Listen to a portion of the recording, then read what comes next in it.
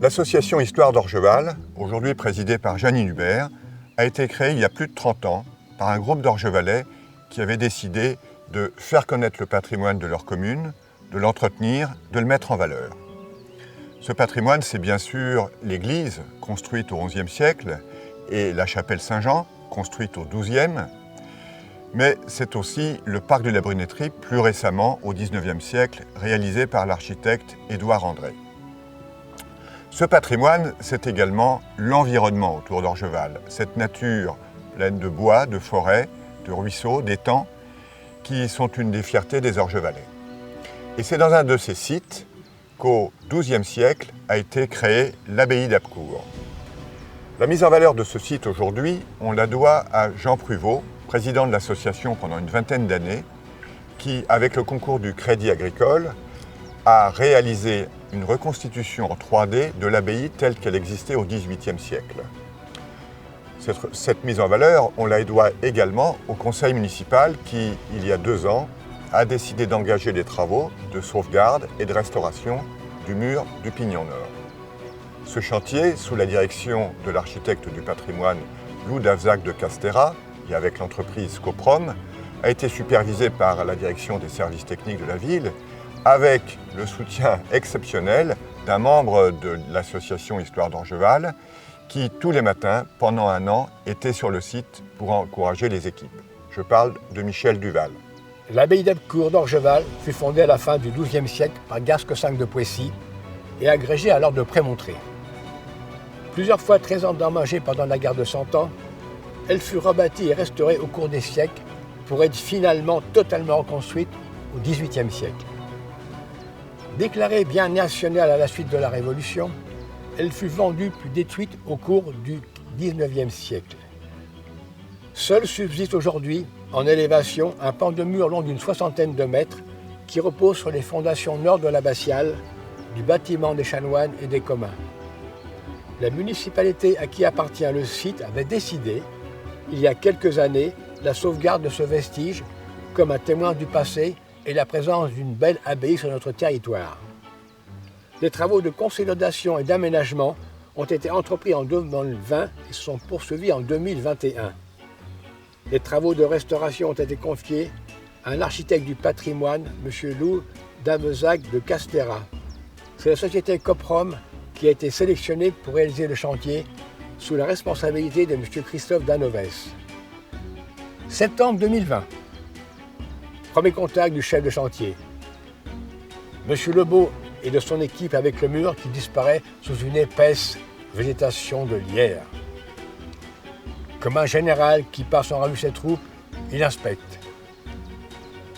En silence, sans un mot, il regarde ses ouvriers. Le mur, lui, a compris. Il sait qu'il va être délivré de ce lierre qui le ronge depuis tant d'années. Le lierre, lui aussi, qui depuis plus d'1 siècle s'accroche, rampe, se faufile, s'épanouit dans ce mur au cœur de terre, sait. Les bennes sont arrivées. Les hommes sont en place. Scie, serpe, hache, truelle, pelle, râteau entrent en action. Les ouvriers taillent, coupent, arrachent des pans entiers de lierre qui s'effondrent sur le sol. Pendant quelques semaines, ces gestes vont se répéter. Toute cette verdure finira dans des bennes d'acier comme dans un cercueil et emportée en terre inconnue.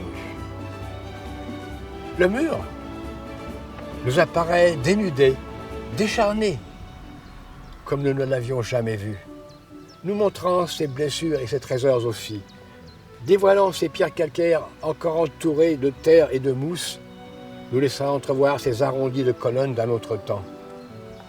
Ces pierres nettoyées seront réutilisées et le mur stabilisé retrouvera son nouveau visage.